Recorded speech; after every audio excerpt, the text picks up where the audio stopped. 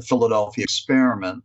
And I wanted to talk about that at some point because this, I don't know if your listeners know this, but 2023 is the 80-year anniversary of the Philadelphia experiment, Oh, which was just one of those bizarre accounts, that story that just won't go away. So I was kind of personally involved with the Philadelphia experiment. And as a former guy, I wanted to include that in Co-Regent Hoodoo. So there's a chapter there called the Philadelphia experiment that's just pretty interesting.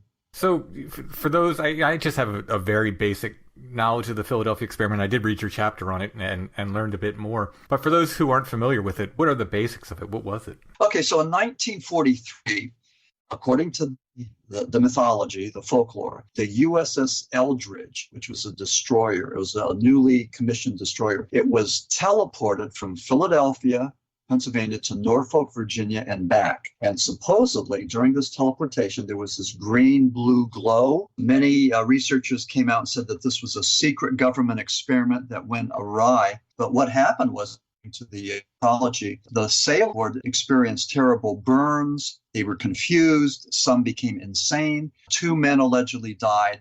But the part that I think that people remember, mainly because of the movie, and there were 3 motion pictures about the Philadelphia experiment, but the first one from 1984, it had this visual image of 2 men. They were still alive, but they were partially embedded in the ship's steel hull. Mm-hmm. And that was part of that morphing, that teleportation thing. And they got caught up in that mechanism. So the Philadelphia experiment has elements of time travel and teleportation and invisibility, government cover-up, and possible homicide. But there's just a whole lot of stuff that just won't go away. And people keep on coming out and adding more to the narrative. So it's, again, it's a Pennsylvania-based story. And as I said, there were at least 3 motion pictures. The first one was in 84. They had a sequel in 1993, and then another one in 2012. And there was also a documentary that was done by Glenn Ford. And Glenn was a retired captain, United States Naval Reserve. And he had a documentary called The Day Havoc Struck. And that was about the Philadelphia experiment. So that's a very obscure documentary, hard to track down. But the story is pretty bizarre. There's a number of individuals who played key roles in it. For example, astronomer Dr. Morris K. Jessup was the main player. There was a guy from New Kensington, Pennsylvania. His name was Carl Allen, and he called himself Carlos Allende. And he played a part.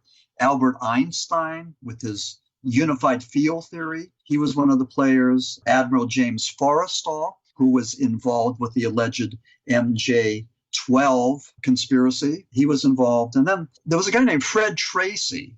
And Fred lived up in Derry, New Hampshire. And Fred was friends with my cousin, Jim Furyk. And Jim was a corpsman in the medic during Vietnam. He was living in Derry and met Fred Tracy. So he told me about Fred and said, yeah, this guy has information about the Philadelphia experiment. So I called Fred. I started to talk to him. And then this one weekend, I went up there to meet him in Derry, New Hampshire. And he told me the story and his involvement in the Philadelphia experiment, which I did document in my book, Co-Regent Hoodoo. So where do you land on it in the end? How much is legend? How much has been exaggerated over time? Do you think something really genuinely strange happened there? Well, I think there might have been a government experiment that went wrong. And what they did back during World War II, they had a technique called the degaussing technique. And it was a technique they used to keep the Allied ships, when they were going across the Atlantic now, keep them safe from German undersea mines.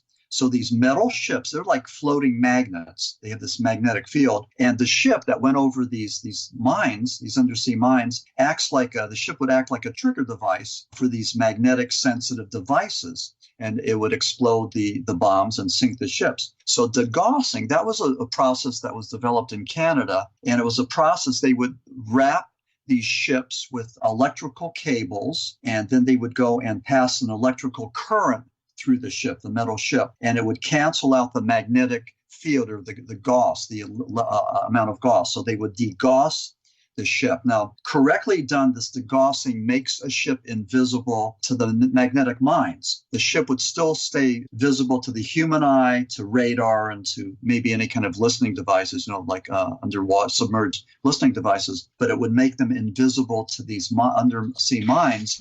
According to the Philadelphia experiment mythology, they became invisible to the eye. They were teleported, and just for seconds, teleported from Philadelphia to Norfolk and then back. And during that time, the horrible things happened to these men, especially the ones that were trapped inside the bulkhead. And I think I think one reason why the Philadelphia experiment doesn't go away is because of that 1983 motion picture that has that graphic, horrific, or 1984 motion picture, that graphic picture, that visual of those men being entombed in that metal. So it was just one of the greatest horror scenes I've ever seen. So again, I just think that something happened.